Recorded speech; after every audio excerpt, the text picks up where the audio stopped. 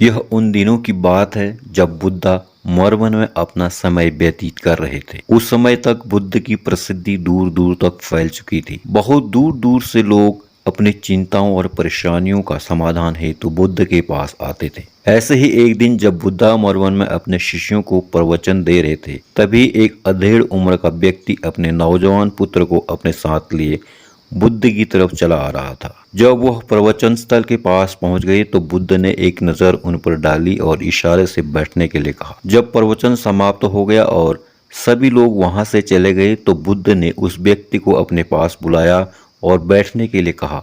वहां चारों तरफ हरियाली छाई हुई थी।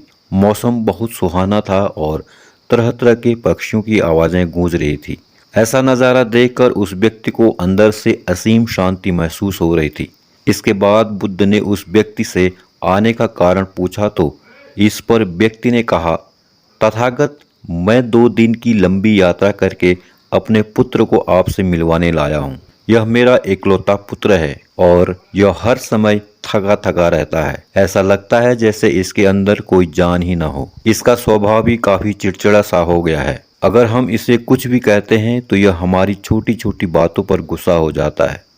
इसके देखने की क्षमता भी उम्र से पहले ही कमजोर हो गई है और इसके बाल भी सफ़ेद पड़ने लगे हैं। इतनी कम उम्र में इतनी बड़ी उम्र का लगना मुझे तो कुछ समझ नहीं आ रहा है। तथागत, मैं अपने पुत्र के स्वास्थ्य को लेकर बहुत चिंतित हूँ। जब मैं अपने पुत्र को वेद जी के पास लेकर गया तो उन्होंने कुछ औषधि दी और कहा, अपने पुत्र को तनाव कम लेने के लिए कहो। वह अपने दिमाग में बहुत अधिक तनाव लेता है, इसलिए उसकी ऐसी हालत हो गई है। लेकिन मैंने उसको बहुत समझाने के बाद भी तनाव का मतलब समझ नहीं आया। मुझे नहीं पता कि तनाव होता क्या है या किन कारणों से आता है और कैसे अपने पुत्र के दिमाग से निकालूं। लेकिन मुझे सबसे पहले तो यह समझना है कि तनाव क्या होता है। इसलिए तथागत, मैं आपके पास आया हूँ। कृपया आप मेरी समस्या का समाधान कीजिए। यह सुनकर बुद्ध उसके पुत्र को बड़े ध्यान से देखते हैं। उसके चेहरे को देखते हैं, उसकी आंखों को देखते हैं और फिर उसके हाथों की नब्ज को भी देखते हैं। यह सारी विधि करने के पश्चात बुद्ध उस व्यक्ति से कहते हैं कि तनाव लेना तो कोई नहीं चाहता, लेकिन फिर भी वह तनाव लोगों के दिमाग को दीमक की तरह पकड़ लेता है और व्यक्ति जान भी नहीं पाता है कि वह तनाव में जी रहा है। लेकिन अगर व्यक्ति तनाव के कारणों को अच्छे से समझ लेता है और तनाव के बारे में कोई ऐसा पैमाना बना लेता है जिससे वह जान सके कि वह कितने तनाव में है, तो वह इस समस्या का समाधान भी खोज सकता है। सबसे पहले तो तुम यह समझो कि तनाव क्या होता है। जब भी कोई व्यक्ति कोई काम कर रहा होता है लेकिन उसका मन कहीं दूर भटक रहा होता है, कल्पनाओं में होता है, तो उसके शरीर और मन के बीच एक दूरी पैदा हो जाती है। यह दूरी जितनी अधिक होगी, व्यक्ति उतनी ही ज्यादा बेहोशी की अवस्था में होता है और शरीर व मन के बीच की इसी दूरी और खिंचाव को तनाव कहा जाता है। आखिर कोई पसंदीदा खेल खेलने के बाद व्यक्ति चुस्ती और प्रसन्नता से क्यों भर जाता है, जबकि उसने तो अपने शरीर को थकाया है। लेकिन समझने वाली बात यह है कि खेलते समय मन और शरीर एक साथ पूरी तरह से उस खेल में केंद्रित होते हैं, जिससे शरीर और मन के बीच दूरी पैदा नहीं होती और कोई तनाव पैदा नहीं होता। अगर दिमाग में कोई तनाव था तो वह भी दूर हो जाता है। लेकिन इसके विपरीत जब हम कोई ऐसा काम करते हैं जो हमें पसंद नहीं है, तो हमारा शरीर तो उस काम को कर रहा होता है, लेकिन हमारा मन कहीं दूर कल्पनाओं में भटक रहा होता है, जिससे शरीर और मन के बीच एक दूरी पैदा हो गई और तनाव ने जन्म ले लिया। इसलिए व्यक्ति को एक समय पर सिर्फ एक ही काम करना चाहिए और अपने मन और मन की सारी शक्ति उसी एक काम पर लगा देनी चाहिए, जिससे व्यक्ति के अंदर तनाव पैदा ही न हो। इसके बाद बुद्ध ने कहा, तनाव पैदा होने के मुख्य 8 कारण होते हैं और जिसने इन कारणों को समझ लिया वह जीवन भर तनाव मुक्त रह सकता है। मुख्य कारणों में सबसे पहला कारण है अति महत्वाकांक्षी होना। महत्वाकांक्षी होना अच्छी बात है, लेकिन क्या कभी आपने इस बात पर ध्यान दिया है कि इंसान के लक्ष्य कभी पूरे नहीं होते हैं। उसका एक लक्ष्य पूरा हुआ नहीं कि वह दूसरे की तरफ भागने लगता है, दूसरा पूरा हुआ तो तीसरे की तरफ, और इस तरीके से वह अपने लक्ष्यों को पाने के लिए जिंदगी भर गोल गोल घूमता रहता है।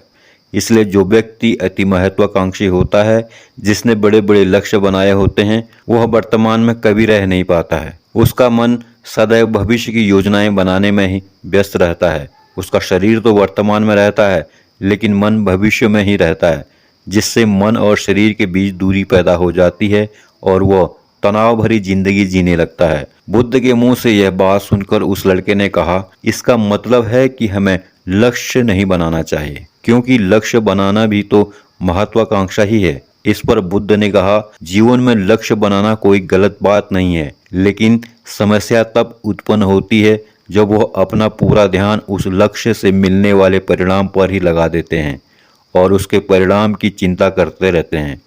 व्यक्ति को वर्तमान में जीना आना चाहिए। आप लक्ष्य बनाइए और उस लक्ष्य की प्राप्ति के लिए कड़ी मेहनत करिए, लेकिन साथ ही साथ आपको इस बात का भी ज्ञान होना चाहिए कि आप अभी वर्तमान में जी रहे हैं और वर्तमान ही सत्य है। बुद्ध ने आगे कहा, तनाव का दूसरा सबसे बड़ा कारण है ईर्ष्या करना। जब व्यक्ति ईर्ष्या और जलन से भर जाता है तो उसका मन अंदर से सड़ने लगता है। ईर्ष्या एक आंतरिक घाव है। आंतरिक घाव यानी मन का घाव। व्यक्ति के शरीर का घाव तो भर सकता है, लेकिन मन का घाव कभी नहीं भर सकता। इसलिए व्यक्ति को दूसरे की खुशी और तरक्की से कभी ईर्ष्या नहीं करनी चाहिए, क्योंकि ईर्ष्या तनाव का कारण है। इसके बाद बुद्ध ने तनाव का तीसरा कारण बताते हुए कहा कि अरुचिपूर्ण काम न करना। इससे भी मन में तनाव पैदा होता है। जो काम करना हमें पसंद नहीं है, जिस काम में हमारी रुचि नहीं है, उस काम में हमारा मन लग ही नहीं पाएगा। हमारा शरीर तो वही बैठा रहेगा, लेकिन हमारा मन कल्पनाओं की उड़ान भरेगा, जिससे शरीर और मन के बीच दूरी पैदा हो जाती है और व्यक्ति तनावग्रस्त हो जाता है। इसलिए इंसान को हमेशा अपनी रुचि के अनुसार ही कार्य करना चाहिए। अगर व्यक्ति ने यह पता कर लिया कि उसे कौन सा काम करना पसंद है और वह उसी काम को अपने जीवन का लक्ष्य बना लेता है, तो फिर वह काम उसके लिए काम नहीं बल्कि एक खेल बन जाता है। फिर बुद्ध ने कहा, तनाव का चौथा कारण होता है किसी दूसरे से अच्छा रखना। बुद्ध ने उस व्यक्ति की ओर इशारा करते हुए कहा, एक पिता होने के नाते तुम्हारी अपने पुत्र से बहुत सी अपेक्षाएं होंगी कि तुम्हारा पुत्र एक बहुत ही कामयाब इंसान बने, तुम्हारा नाम रोशन करे, जैसा तुम चाहते हो उस तरह का जीवन जिए, तुम्हारी हर बात माने। लेकिन क्या आज तक कभी किसी की सारी अपेक्षाएं पूरी हुई हैं? जब भी कोई व्यक्ति किसी दूसरे से अपेक्षा रखने लगता है तो वह अनजाने में अपने लिए तनाव पैदा करने लगता है। जरा सोचो कि अगर तुम्हारा बेटा तुम्हारे अनुसार काम नहीं कर रहा है और वह नहीं बन पा रहा है जो तुम उसे बनाना चाहते हो, तो निश्चित रूप से तुम्हारे दिमाग को तनाव पकड़ लेगा।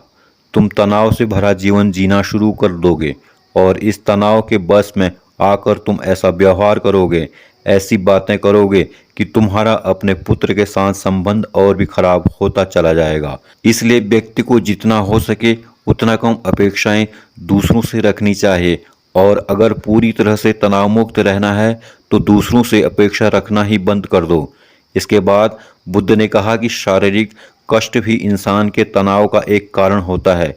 जब व्यक्ति किसी शारीरिक पीड़ा से गुजर रहा होता है तो उसका पूरा ध्यान अपने उस शारीरिक दर्द पर होता है और वह पूरे दिन बस उसी के बारे में सोचता रहता है, जिससे उसका मन दुख के विचारों से भर जाता है और ऐसी स्थिति में व्यक्ति तनावग्रस्त रहने लगता है।